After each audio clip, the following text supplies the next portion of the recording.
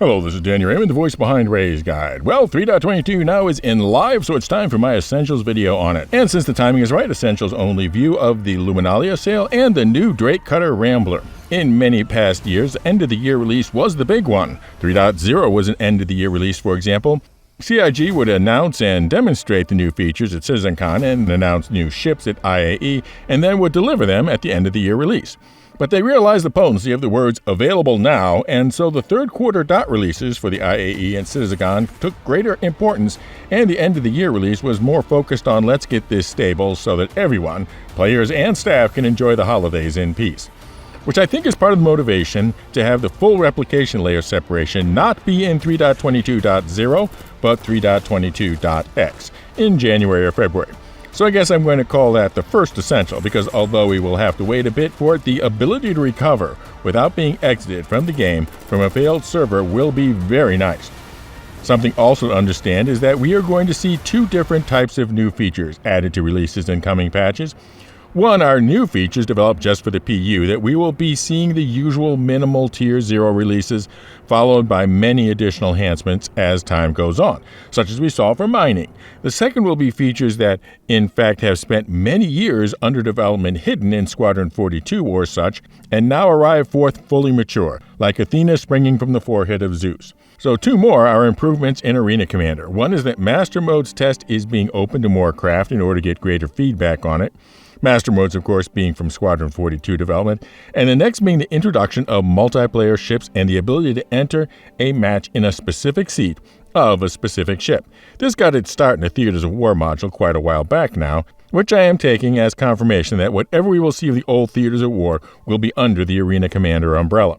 Turning to the persistent universe, perhaps the signature feature of this release is the introduction of structural salvage, previously nicknamed frame munching. This is an example of a Tier 0 implementation directly to the persistent universe, so we definitely should expect more improvements on it in coming quarters.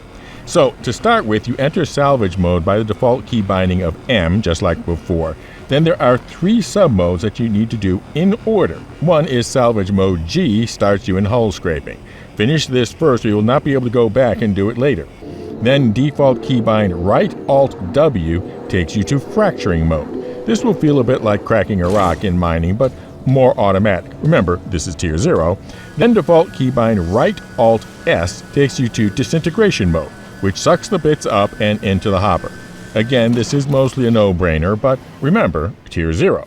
Now, related to this is the essential feature that salvage ships now have an internal storage, in the case of the Prospector 13 SCU, so that you don't have to go back with each and every one SCU box of salvage. Currently, structural salvage gives construction materials as output, but don't be surprised that when they add refining gameplay, they will return to their prior description of having it return refinable scrap that can yield specific raw materials. The new hopper on the Prospector still gives out 1 SCU containers, but on the Reclaimer you can specify larger sizes. Also, some of the crafting abilities on the hopper now have recipes needing both RMC and or construction materials.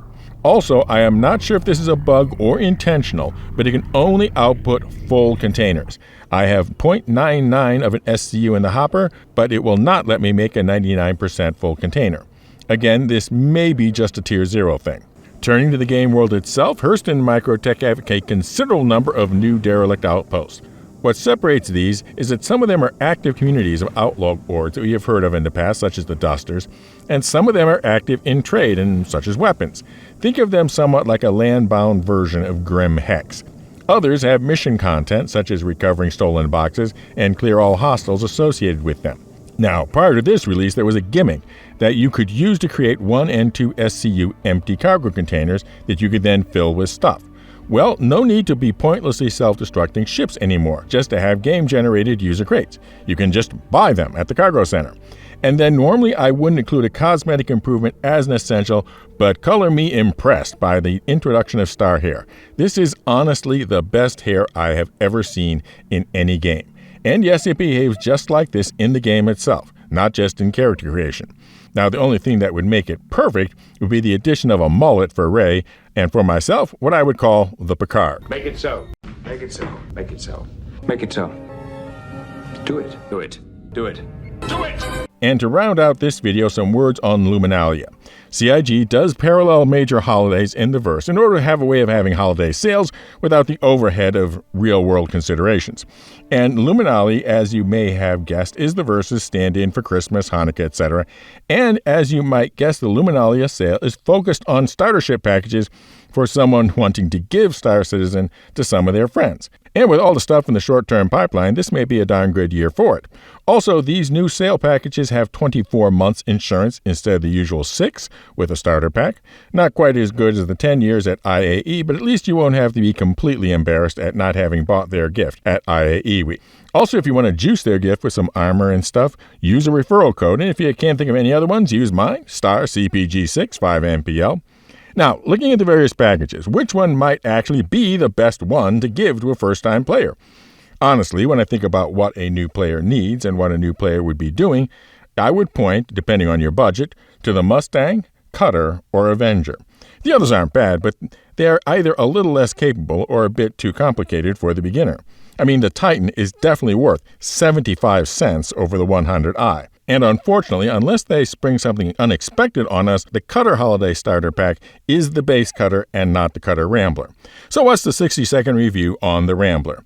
It may be my favorite of the bunch. Whether it does for you depends on whether you ever do vehicle hauling in a Cutter. Because what it really all boils down to, in practical terms, is that you get a nicer living quarters with a showerlet, suit closet, etc., in exchange for being able to carry small vehicles like the Mule in the back. You could also describe it as having less SCU for cargo, but the Cutter never had enough cargo space for trading. The half-size area is still fine for loot, deliveries, etc., which is what most people use it for. So the big thing you're losing is the ability to put a Mule in there. And finally, an update on our ship giveaways. As of recording, we are at 89% of the subscriber goal and 76% of our membership goal to give away one lucky winner, the Zippy Zazzy Zaftig Zephyr Zeus 2.